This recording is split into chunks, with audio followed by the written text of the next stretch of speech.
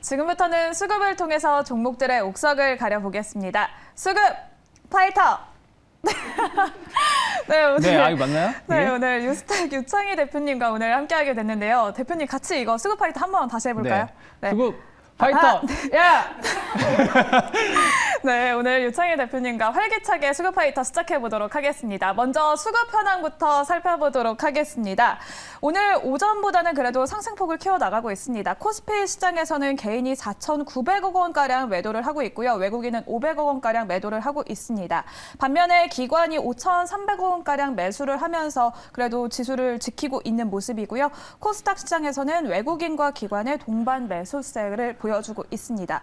오늘도 개인의 이렇게 매도 대금이 큰 걸 보면은 아무래도 대주주 회피 물량이 나오고 있는 것 같은데요. 대표님은 어떻게 보실까요? 뭐 그런 것도 좀 있는 것 같고요. 그리고 좀 이제 내일까지가 이제 배당 네. 받을 수 있는 주식을 살 수 있는 기회 아니겠습니까? 근데 개인 투자자분들은 배당에 대해서 약간은 좀 소극적인 것 같아요. 배당을 어설프게 받느니 네. 좀 현금을 챙기고 좀 리스크를 좀 회피하자는 생각인 것 같고, 외국인들 같은 경우는 좀 개인 투자자들이 이제 아까 말씀 대주주 물량이라든지 이런 회피성 매물이 많은 게 코스닥 시장 쪽이다 보니까 코스닥은 조금 매수 우위를 좀 보여주고 있고요. 반면에 코스피는 기관들 중심으로 해서 좀 그 배당은 아무래도 이제 대형주들이 많으니까요. 네. 그래서 좀 배당을 조금 기관은 그래도 조금 긍정적으로 보고 있는 것 같아요. 그리고 외국인들은 수급적으로 봤을 때는 현물 쪽에는 약간 보수적이지만 오늘 선물에서 네. 한 4천 계약 이상 매수가 들어오고 있기 때문에 일단 외국인들은 분위기는 나쁘지 않다. 그래서 언제든지 지금 현물 마이너스 500억, 코스피 마이너스 500억은 한 30분 정도, 한 40분, 1시간 정도 장이 남았는데 40분 정도 충분히 거의 뭐 플러스권으로 전환도 가능할 수도 있지 않을까 판단하고 있습니다. 네, 그렇다면 현재 외국인과 기관이 매수를 하고 있는 상위 종목들 살펴보도록 하겠습니다. 오늘 외국인은 대한전선에 강한 수급이 들어오고 있고요. 두 번째로는 두산에너빌리티, 세 번째로는 SBI 인베스트먼트에 강한 수급이 들어오고 있습니다. 반면에 기관은 또 현대로템과 한국항공우주, 애니플러스에 강한 수급이 들어오고 있는데요. 이러한 종목들 중에서 우리는 어떤 종목에 주목을 하면 좋을지 옥석을 가려보도록 하겠습니다. 첫 번째 라운드 들어가 보겠습니다. 첫 번째 라운드 파이트! SM과 하이브 만났습니다. 엔터주들 계속해서 시장의 주목을 받고 네. 있는데요. 그중에서도 SM과 하이브는 좀 주목해야 할 이벤트가 또 있잖아요. 하이브는 아무래도 BTS의 공백이 있고 네. SM은 또 이번에 또 어떤 계약 관련해서 어떤 걸 보냈다고 하는데 그게 뭘까요, 대표님? 뭐 일단은 저는 뭐 하이브 같은 경우는 나쁘지 않다. 최근에 뭐 뉴진스가 좀 하이브를 좀 받치고 있는 부분들이 좀 있죠. 그리고 BTS가 공백이라고 하지만 이 완전체에서 완전체 활동을 못하는 것뿐이지 네. 부분 활동을 하는 거 아니겠습니까? 유닛 활동을 계속 하는 것이기 때문에 여기에 대해서 너무 걱정할 필요는 없지 않을까 판단하고 있어요. 그래서 기관들은 그 하이브를 조금 더 주목하고 있는 것 같고, SM은 올해 여러 가지 좀 굴곡적인 이슈들이 많았죠. 네. 하지만 결론적으로는 올해 이제 이수만 대표랑 이제 결별이 된다라는 거, 그런 부분들을 좀 긍정적으로 보고 있는 것 같습니다. 그동안 수익성 자체에 대해서 약간 의구심이 약간의 불만이 있었던 부분들을 좀 해소할 수 있다는 부분들, 이런 것은 내년에 조금 더 주가는 긍정적 역할을 할 수 있다 보니까 외국인들이 좀 매수를 좀 많이 해주고 있지 않나 판단하고 있습니다. 네, 그렇다면 SM과 하이브 중에서는 어떤 종목을 매력적으로 보고 계실지 첫 번째 라운드의 승자 바로 열어보도록 하겠습니다. 네, SM을 선택해 주셨습니다. SM은 말씀해 주셨던 것처럼 네. 라이크 기획과 결별을 했고 네. 또 이번에 행동주의 펀드가 1월 13일까지 또 지배구조 개선을 요구하는 네. 서한을 보냈다고 하는데요. SM이 어떻게 봤을 때 더 매력적일까요? 일단은 전체적으로 엔터주들이 다 좋아요. 사실은. 네. 왜 그러냐면 중국이 이제 규제가 해제가 되면서 이런 공연 수요가 상당히 늘어날 수 있다는 것이죠. 뭐 아바타가 이제 극장에서 중국인들도 본다라고 할 정도니까요. 그러면 아무래도 야외 공연, 콘서트 같은 경우는 더 많이 좀 활성화될 가능성이 높죠. 그러면 이와 관련해서 국내 엔터사들이 좀 반사이익을 누릴 수 있지 않을까 좀 판단을 좀 하고 있고요. 그리고 이제 전체적으로 봤을 때 그 앨범 매출도 상당히 나쁘지 않습니다. 그러니까 공연이라든지 OTT 서비스로 인해서 여러 매출처가 다양화되고 있고, 이것은 국내 시장이 중요한 게 아니라 해외 팬들, 수익으로 연결시킬 수 있는 그 연결고리를 만들어줄 수 있기 때문에 중요한 부분을 차지하고 있고, 또 앨범 관련해가지고도 꾸준하게 판매가 잘 되고 있다는 부분들도 수익성을 높일 수 있는 부분들이 좀 있습니다. 특히 SM 같은 경우는 말씀하신 것처럼 그 매출로 따진다라면 하이브 다음에 2위입니다. 근데 하이브는 엄밀히 따지면 그 BTS 말고도 다른 플랫폼이라든지 다른 사업을 많이 하는 부분들이 좀 있다니까 매출이 좀 높은 편인데, SM은 그런 것들이 상대적으로 적은데도 불구하고 수익성이 상당히 낮아요. 그러니까 매출이 그 YG 엔터테인먼트하고 SM하고 비교해 본다라면 SM이 YG 엔터테인먼트의 매출의 거의 한 2배, 뭐 작년 같은 경우 한 3배 정도까지 매출을 보여줬는데, 영업이익 측면에서 보신다라면 한 거의 비슷합니다. 오히려 SM이 YG 엔터테인먼트보다 조금, 죄송합니다. JYP 엔터테인먼트입니다. JYP 엔터테인먼트보다 조금 더 영업이익이 적을 정도로 매출은 2배 이상인데 영업이익은 거의 비슷하거나 오히려 적은 경우도 많이 있다는 것이죠. 그 이유 중에 하나가 말씀하신 것처럼 라이크 기획 관련해가지고의 일감 몰아주기, 이런 것들이 이슈가 된 것이고, 올해는 이것이 이제 정리가 되는 한 해라고 보시면 될 것 같아요. 그래서 지금 행동주의 펀드가 내년에 또 주주 선언을 보내면서 뭔가 지배구조 개편을 좀 해라라고 한 것도 결국엔 따라갈 수밖에 없지 않을까. 왜냐하면 그동안 계속 행동주의 펀드가 승리를 해왔거든요. 그래서 그런 부분들도 주가 할인 요소를 해소할 수 있는 요소가 아닐까 판단을 좀 하고 있습니다. 그런 측면에서 봤을 때 외국인들이 꾸준하게 최근에 매수세를 보여주고 있는 거 본다라면, 저는 그동안은 뭐 JYP 엔터테인먼트를 대장주로 계속 말씀드려 왔었는데, SM은 이제 당분간은 계속해서 좀 주목을 해볼 필요가 있지 않을까 판단을 좀 하고 있습니다. 네, 리오프닝의 콘서트도 속속 재개되고 글로벌 팬덤이 더욱더 증가할 것으로 보고 있는 SM. 그러면 가격 전략 어떻게 세워봐야 할까요? 네, 뭐 지금 한 달 전쯤에 한 83,000원을 고점을 찍고 약간 최근에 좀 조정이 나왔어요. 전체적으로 약간의 조정이라고 좀 보시면 될 것 같은데, 저는 지금 가격대도 충분히 매수할 수 있다. 75,000원을 크게 이탈하지 않는다면 분할 매수할 수 있는 가격대라고 생각을 좀 하고 있고요. 일단 목표가 내년 한 1, 2월 정도까지 목표가는 10만 원 정도 열어놓고 있습니다. 네, 이렇게 첫 번째 엔터주 관련해서는 SM을 승자로 선택을 해주셨습니다. 목표가는 10만 원, 손절가는 7만 5천 원 제시해 주셨습니다. 그러면 두 번째 라운드로 바로 넘어가 보도록 하겠습니다. 두 번째 라운드, 파이트! HMM과 페노션 만났습니다. 해운주들, 해상운임 관련해서 촉각을 계속해서 세우고 있는데요.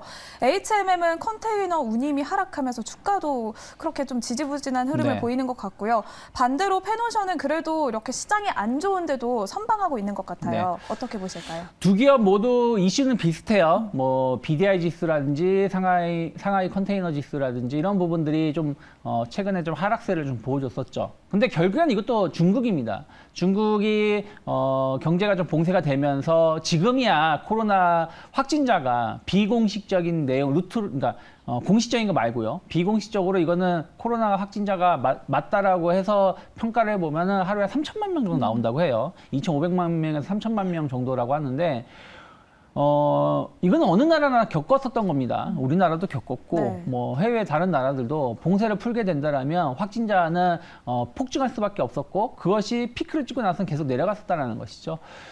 지금 중국 같은 경우 인구 기준을 봤을 때 아마 빠르면 1월 중순 정도 면은 피크를 찍지 않을까, 확진자 수는. 그러면서 이제 점진적으로 내려갈 거라 보고 있고, 그러면 정말로 본격적인 경제 봉쇄 해제가 될 수 있다는 것이죠. 그런 측면에서 봤을 때 물동량이 늘어날 수 있다는 것은 두 기업 모두 긍정적이지 않을까 판단하고 있습니다. 네, 그렇다면 HMM과 펜오션 중에서는 어떤 종목을 선택해 주셨을지 두 번째 라운드의 승자 바로 열어보도록 하겠습니다. 네, 페노션을 선택해 주셨는데요. 비슷한 모멘텀을 가지고 있는데 페노션 선택하신 이유가 뭘까요? 네, 말씀드린 것처럼 비슷한 모멘텀이에요. 아까 뭐 엔터주도 마찬가지입니다. 하이브, SM 모두 비슷한데 두 개의 매수 주체가 완전 정반대의 모습이고요. 이번에 H&M, 페노션도 마찬가지예요. H&M은 외국인이 집중적으로 매수를 좀 많이 해주고 있고, 페노션은 기관이 매수를 많이 해주고 있고, 그러면서 또 외국인들도 최근에 좀 수급이 좀 붙는 모습을 보여주고 있는데, 말씀드린 것처럼 중국의 리오프닝이 이루어지면서 물동량은 이제 계속 늘어나면 늘어날지 줄어들지는 않을 겁니다. 이로 인해서 운임 가격은 좀 안정화될 가능성이 높다. 여기서 계속 하락한다라기보다는 내년 초 여름으로 갈수록 점진적으로 좀 반등이 예상이 되고 있고요.